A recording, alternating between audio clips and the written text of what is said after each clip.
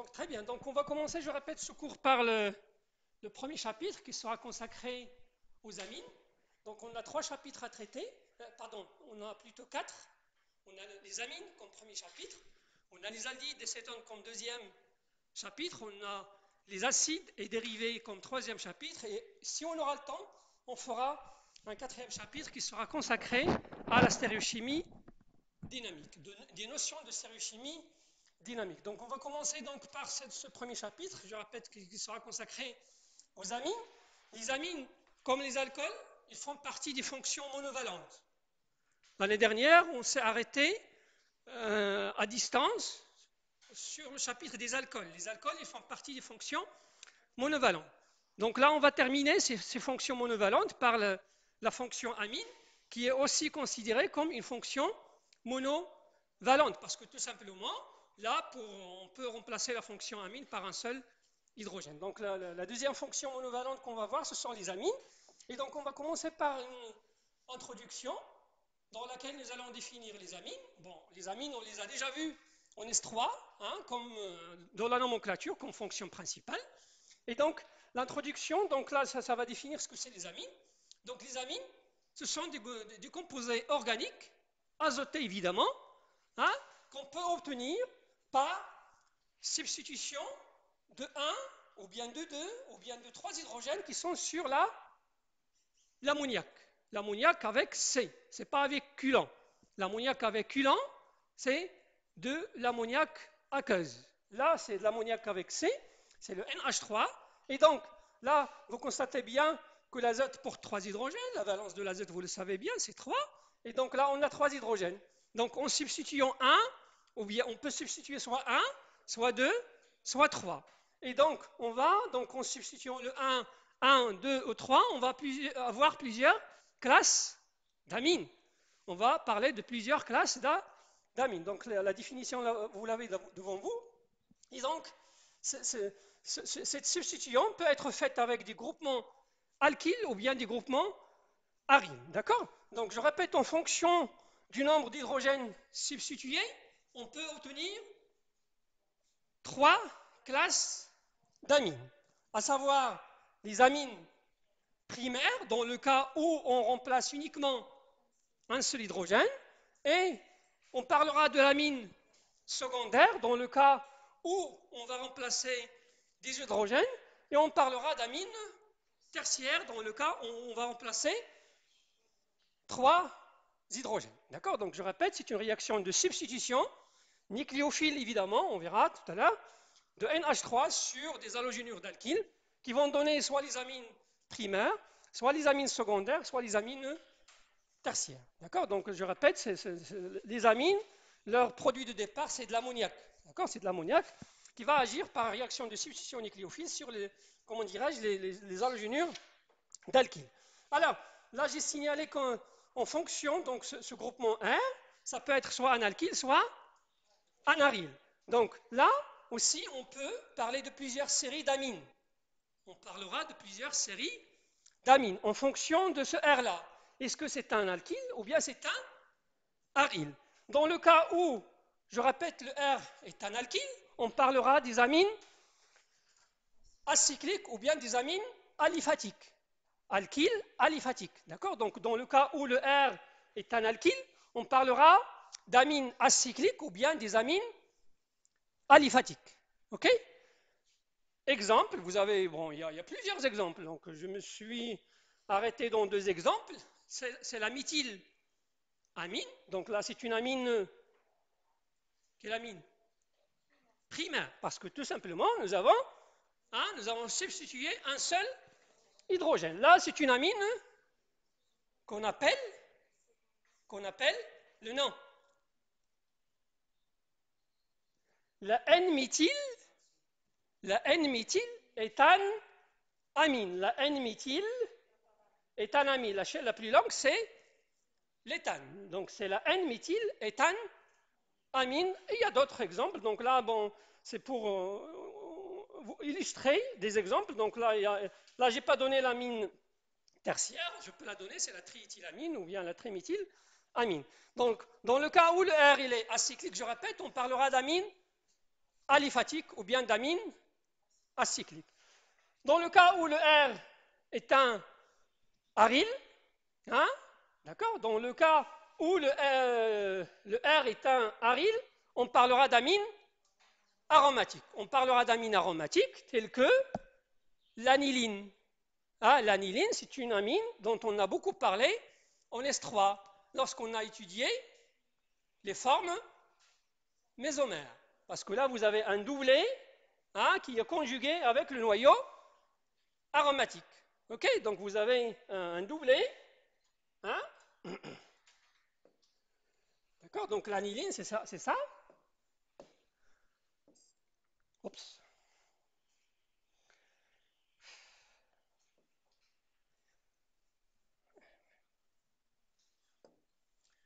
Toujours le même problème.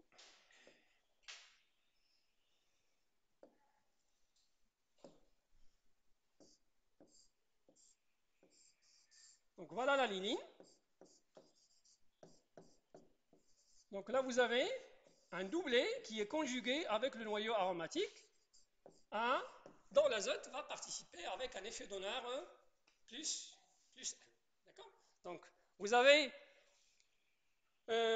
trois classes d'amines. Vous avez l'amine primaire, l'amine secondaire et l'amine tertiaire.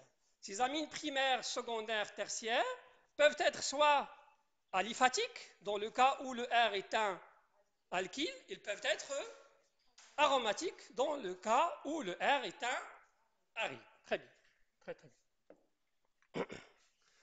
Alors on va continuer.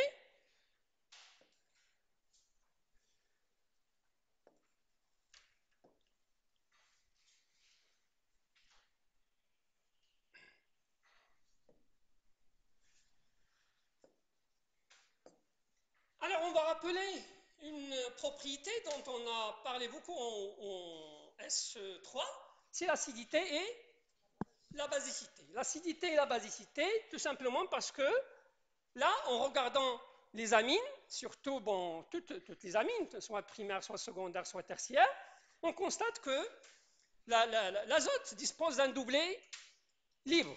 L'azote dispose d'un doublet libre. Et ce doublet libre, on a vu qu'il peut jouer le rôle d'une base de Lewis. Il peut jouer le rôle d'une base de Lewis. Donc les amines, hein, peuvent être utilisées, je répète, comme base de Lewis à cause du doublet libre qui est sur l'azote. D'accord? Donc en présence d'un H+, il peut être capté sans problème. D'accord? Aussi, donc voilà la réaction. Donc une amine qui peut être, je répète, soit primaire, soit secondaire, soit tertiaire. Les trois classes d'amines peuvent être utilisées comme des bases. Et on a vu donc comment la basicité augmente. La basicité augmente lorsqu'on a des effets donneurs plus I. Donc plus l'amine est substituée, plus il sera basique. Ça veut dire que l'amine secondaire sera plus basique que l'amine primaire. Parce que là, vous avez deux R et dans l'amine primaire, vous avez un seul R. Donc la première propriété, je répète, c'est la basicité. Et donc la réaction, la voici. La deuxième, c'est le rôle de l'acide. Les amines peuvent jouer le rôle d'un acide, mais un acide qui est très très faible, parce que vous avez comment dirais-je,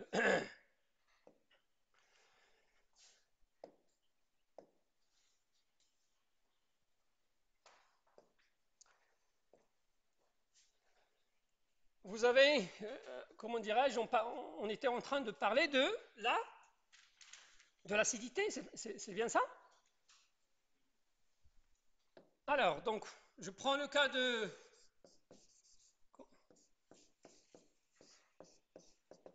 l'amine secondaire, ou bien, pardon, de l'amine primaire, ou bien de l'amine secondaire. D'accord? Donc, dans le cas de l'acidité, on parlera de cette acidité dans les deux cas. Soit l'amine secondaire, soit l'amine primaire. Parce que tout simplement, pour l'amine tertiaire, il n'y a pas de H. Il n'y a pas de H à être arraché. Parce qu'on parlera de l'acidité pour ce H. Ce H-là, il est légèrement acide. Ce H-là, il est légèrement acide. Donc, en présence d'une base forte, très forte, il peut être arraché sans problème. D'accord? Donc, deux propriétés qu'on va étudier. On va étudier l'acidité due, je répète, à la présence de ces H-là qui sont liés à l'azote. L'azote, il est plus électronégatif que le H. C'est la raison pour laquelle il est légèrement acide. Et on parlera de la basicité. Donc là, comment dirais-je, là, ce doublé va jouer le rôle d'une base de Lewis. Il va jouer le rôle d'une base de Lewis. Il va jouer le rôle d'une base de Lewis. D'accord? Donc voilà.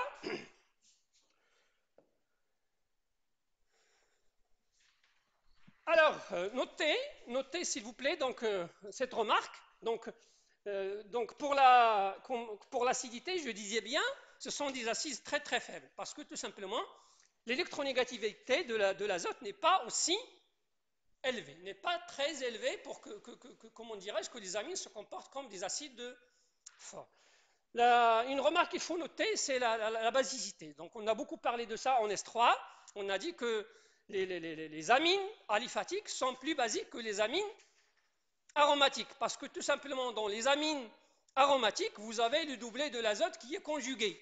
Ça veut dire qu'il n'est pas disponible à 100%. Il n'est pas disponible à 100%. Les amines aliphatiques, je répète, sont plus basiques que les amines aromatiques, tout simplement parce que, je répète, dans les amines aliphatiques, le doublé de l'azote, il est présent à 100%. Il est toujours présent. Par contre, dans les amines aromatiques, là, il participe à la conjugaison. Hein.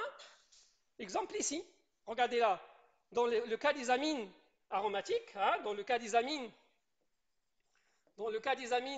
aromatiques, regardez le doublé de l'azote, il est comment? Le doublé de l'azote, il est conjugué. Parce qu'on peut faire l'effort limite. Je n'ai pas le temps de vous faire ça.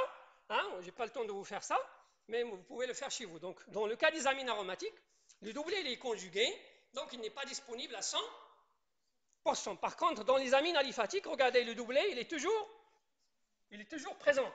Le doublé, il est toujours présent. De plus, vous avez des effets donneurs. Vous avez des effets donneurs qui augmentent la basicité. Là, vous avez 2, et là, vous avez 1. Quel est le plus basique ici? Très bien. Celui-là, il est plus... Si on compare les 3, évidemment. Suivi de...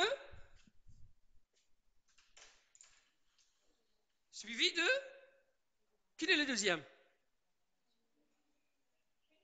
Primaire, parce que tout simplement, je répète, le doublé, il est toujours disponible. Donc le deuxième, c'est celui-là.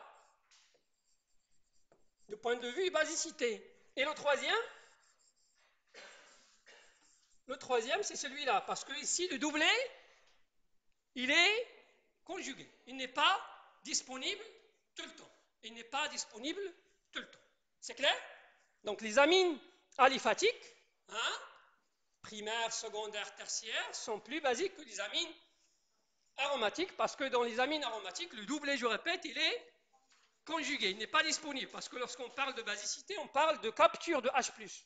Donc si le doublé n'est pas disponible, on ne peut pas capter le He+. Très bien.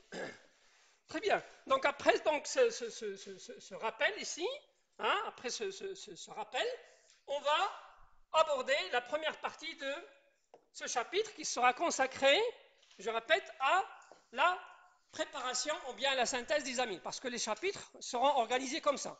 On commencera par une introduction, une première partie qui sera réservée à la synthèse ou bien à la préparation des composés, dans notre cas ce sont les amines, et la deuxième partie, ça sera réservé à la réactivité, ça veut dire les réactions qu'on peut faire sur les amines ou bien sur les cétones ou bien les aldyles, etc., etc. Donc, introduction, préparation et réactivité. Donc, on va commencer par la synthèse des amines. Et donc, notez s'il vous plaît que cette synthèse peut être faite par 2 réactions principales. La première, ce sont les réactions de substitution nucléophile dont j'ai parlé tout à l'heure, de l'ammoniac NH3 sur les halogénures d'alkyle, ou par des réactions de réduction sur les composés azotés. Donc les composés azotés, on a vu beaucoup en S3, on va les rappeler tout de suite. D'accord? Donc voilà les deux méthodes qu'on va utiliser. Je répète, c'est la substitution nucléophile en premier lieu, et le deuxième type de réaction, c'est la réaction de réduction sur le composé azoté. Commençons par la, comment dirais-je, la première, c'est la substitution nucléophile, et plus précisément, ce qu'on appelle l'alkylation d'Hoffmann. L'alkylation d'Hoffmann, c'est une réaction, donc là, il y a le mot alkylation. Lorsque vous entendez par mot alkylation, ça veut dire l'introduction d'un alkyle. On peut parler d'une monoalkylation, on peut parler d'une dialkylation, on peut parler d'une trialkylation. Donc là, on va commencer par l'alkylation d'Hoffmann. Alors, cette alkylation d'Hoffmann, c'est une réaction qu'on va revoir plus tard. Donc là, c'est une réaction qui suit un mécanisme de type SN2. SN2 qui va se faire entre, je répète, l'ammoniac, parce que je répète, le composé de départ, c'est l'ammoniac, et un halogénure d'alkyle. Alors, donc,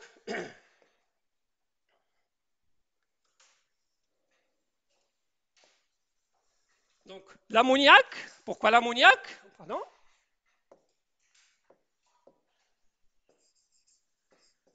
Oups, toujours.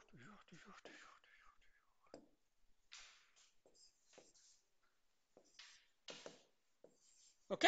Donc, à cause de ce doublé libre, l'ammoniac va réagir avec un halogénure d'alkyle. L'halogénure d'alkyle, il contient une liaison qui est polarisée.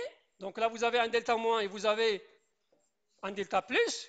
Et donc, ici, l'ammoniac, il va jouer le rôle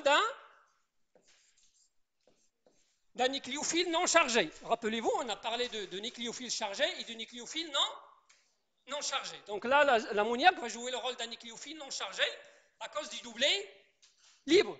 D'accord? Donc, par ce doublé, je répète, comment dirais-je, l'ammoniac va attaquer le R+, oui, très bien. Et donc, on va obtenir R, N, H, H, H, plus X au moins. OK? Donc, la réaction va passer par cet intermédiaire. Cet intermédiaire qui va réagir avec de l'ammoniac, parce que dans le milieu, on a toujours de l'ammoniac. On a toujours de l'ammoniac. OK? Oups. Et donc, en présence de l'ammoniac, NH3, alors, dans la première réaction, je répète, l'ammoniac, il a joué le rôle d'un, parce qu'il a attaqué par le doublé, comment dirais-je, un site électrophile. Ici, l'ammoniac, il va jouer quel rôle?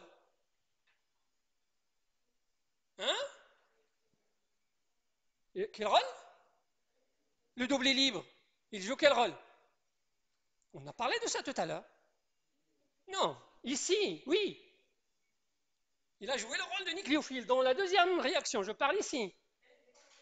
Non, il va jouer le rôle d'une base. Il va jouer le rôle d'une, en arrachant le H plus. Et qu'est-ce qu'il va donner? Il va donner R, N, H2. Ça veut dire qu'il va donner l'amine primaire plus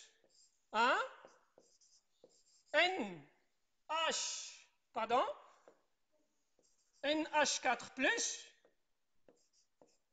NH4 plus X au moins. D'accord? Donc sachez qu'il y a des bases qui peuvent jouer aussi le rôle d'un nucléophile. Il y a des bases qui vont jouer le rôle d'un nucléophile, mais il y a des bases qui ne jouent que le rôle de la base. Ok? C'est clair? Donc le cas de l'ammoniac, il peut jouer et le rôle d'un nucléophile en effectuant des réactions de substitution nucléophile d'ordre 2 dans notre cas, il peut jouer le rôle d'une base en arrachant un He+. Donc l'alkylation d'Hoffmann, donc regardez là, qu'est-ce qu'on a introduit? On a introduit un groupement alkyle. On a introduit un groupement alkyle, et d'ailleurs, c'est de là où vient le nom de l'alkylation d'Hoffmann. Donc ce qu'on a fait là, on a fait une mono-alkylation. on a fait une monoalkylation. Parce que je répète, l'alkylation, il peut être mono, il peut être bi, il peut être tri. Ça dépend du nombre d'hydrogènes que vous avez substitué. OK? Donc là, c'est une monoalkylation. Et donc la réaction va continuer en présence donc de Rx. Hein? Donc on va obtenir RNH1. Et là, c'est une amine secondaire. Donc là, ce qu'on a fait là, on a fait une dialkylation. Et la réaction peut continuer en présence donc d'un deuxième équivalent de Rx. On peut aller jusqu'à la préparation de l'amine tertiaire. Là, on parle d'une trialkylation. D'accord? C'est de là où vient le nom de l'alkylation d'Huffman. L'alkylation d'Huffman parce que là, on introduit à chaque fois du groupement alkyle. D'accord? Donc, je répète, on peut introduire un, et dans ce cas-là, on parlera d'une monoalkylation, et donc la préparation de l'amine primaire. Lorsqu'on va introduire deux groupements alkyles, on parlera d'une dialkylation, et dans ce cas-là, on obtiendra les amines secondaires. Et dans le cas où on va introduire trois, c'est une trialkylation, et il s'agira de l'amine, comment dirais-je, de l'amine tertiaire. OK? Très bien. Alors, le problème, il y a un problème dans cette réaction. Le problème de cette réaction, c'est que c'est une réaction qui peut mener, comme j'ai écrit sur le, comment dirais-je, le tableau, il peut mener à l'amine primaire et à l'amine secondaire et l'amine tertiaire. Ça veut dire trois composés. Et la bête noire en chimie organique, c'est pas en chimie organique uniquement, c'est de séparer les mélanges. Plus il y a de mélanges à séparer, plus il y a d'argent à gaspiller, plus il y a d'efforts à fournir, plus il y a de temps à consacrer, il y a plusieurs choses à donner. Et donc, là, je répète, c'est ça l'inconvénient de cette réaction. L'inconvénient de cette réaction, c'est que c'est une réaction qui peut donner et l'amine primaire, et l'amine secondaire, et l'amine tertiaire. OK? Il peut donner et l'amine primaire, et l'amine secondaire, et l'amine tertiaire. Mais ce problème, on peut le résoudre. Parce que regardez, là, les réactifs de départ, ce sont l'ammoniac et l'halogénure d'alkyle. Il suffit de contrôler la quantité des réactifs. Il suffit de contrôler la quantité des réactifs. Parce que regardez, pour obtenir l'amine secondaire et pour aller jusqu'à l'amine tertiaire, il faut qu'il y ait toujours dans le milieu un halogénure d'alkyle. S'il n'y a pas d'halogénure d'alkyle, la réaction ne peut pas avancer. La réaction ne peut pas avancer. Ça veut dire qu'elle va s'arrêter au stade de l'amine primaire. C'est clair? Parce que je répète, pour que la réaction continue vers l'amine secondaire et l'amine tertiaire, il est indispensable que l'halogénure d'alkyle soit dans le milieu. Donc, s'il n'y a pas d'halogénure d'alkyle dans le milieu, automatiquement, la réaction va s'arrêter au stade de l'amine primaire. Donc, je répète, l'obtention de ce mélange peut être résolue en jouant sur la quantité de l'ammoniac. Pour s'arrêter au stade de l'amine primaire, il suffit de travailler avec un excès d'ammoniac. Si vous travaillez avec un excès d'ammoniac, vous allez consommer la totalité de Rx. Et par conséquent, lorsque l'amine primaire sera formée, il ne va pas trouver devant elle l'halogénure d'alkyle pour qu'il évolue vers l'amine secondaire et l'amine tertiaire. OK? Très bien. Donc cette méthode, je répète, n'est pas bonne. Voilà le problème. Mais je répète, ce problème peut être résolu. Ce problème peut être résolu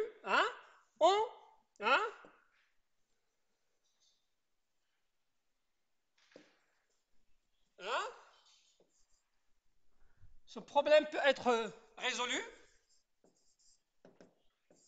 Donc si on travaille avec un excès de NH3, on va obtenir uniquement quoi? L'amine primaire. Très bien. Et donc, dans le cas contraire, ça veut dire si vous avez de l'halogénure d'alkyle en large excès, il faut s'attendre à la formation du mélange. Ça veut dire amine primaire, amine secondaire et amine tertiaire. C'est clair? Très bien.